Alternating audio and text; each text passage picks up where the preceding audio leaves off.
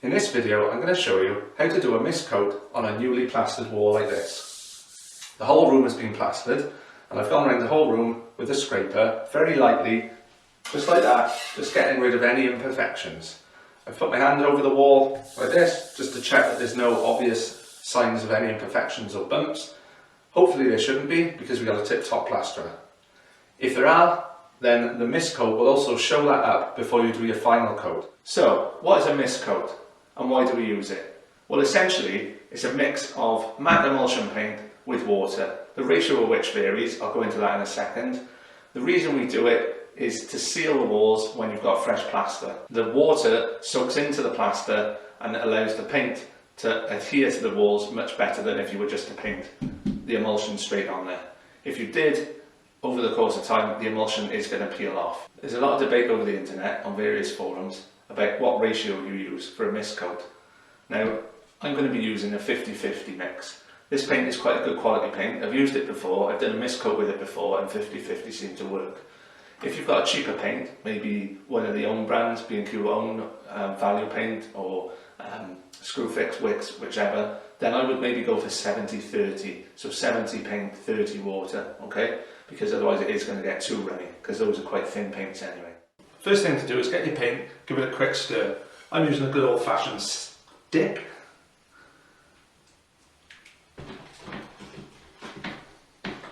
Take your paint and pour it into the bucket. Now I'm doing a whole room, so I'm going to put quite a bit in there. Although don't forget, you are watering it down. Just take your brush, give that a clean up. The benefit of a builder's bucket, like this one, is that there are markings at the side so you can see how much you've put in. It's not really that much of an issue when you're doing 50-50. You've just got to put the same amount of each in, water and paint. Simple maths that. So what we'll do now is we'll decant some water into there.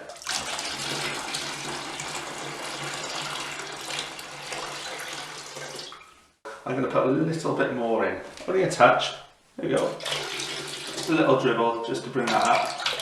You've got two options now. You can either use the trusty stick, but I've already showed you how to use that, or you've got a paint mixer on a drill.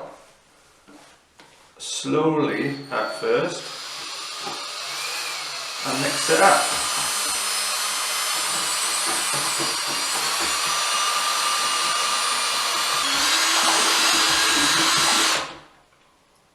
There we go. This is quite a watery mix. If you put the paintbrush in, it still sticks to the paintbrush. If you find this too thick or it's too thin, just add more paint or water, whichever way. So take your paint. There's a bit on the floor there. I hope I haven't got a hole in my bucket, dear Liza. And just pour it in into your roller tray. There we go.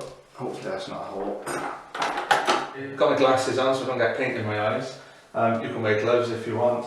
My arms are going to get covered, but there we are. Take your roller. Now you're going to have to be very careful because otherwise you're going to end up splattering the paint everywhere. It's much thinner than normal paint, obviously, because you put all that water in it. So I'm going to start in the corner.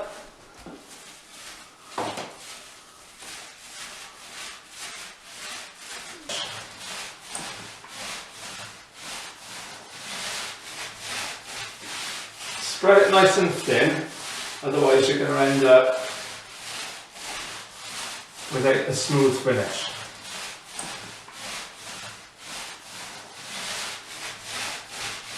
As you can see, one roller full is going pretty far. I try and do it so you've got a nice smooth finish and keep going over it so you don't get any sort of bubbles. This nice thin coat then. It will look thin and patchy, but as soon as it dries, it will get a brighter white. Careful how you go around the sockets. I've taken these out to allow access. These are actually not live, but in case they are, watch what you're doing with that metal roller. So careful how you go, just go to there. There you are. Carefully don't drip any in there as well. Right, so you just go over it until it looks like a nice matte finish. A few runs there. Make sure you catch all those. Got no skirting board on, I'm going to put that on after. Makes things a lot easier. The nicer your mist coat is, obviously the nicer the finish is going to be at the end. So the smoother this is, and the less ripples and drips in it, the better finish you'll have.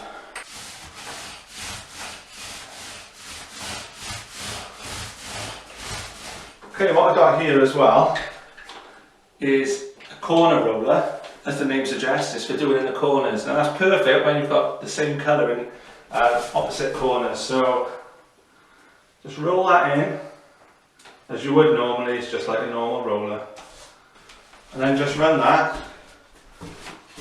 at the corner like that. You can run it across the ceiling as well, because you're going to be doing the ceiling. I guess right in the corners, and it means that you don't leave any brush marks if you're a little bit of a perfectionist like me. If you want to use a brush, use a brush.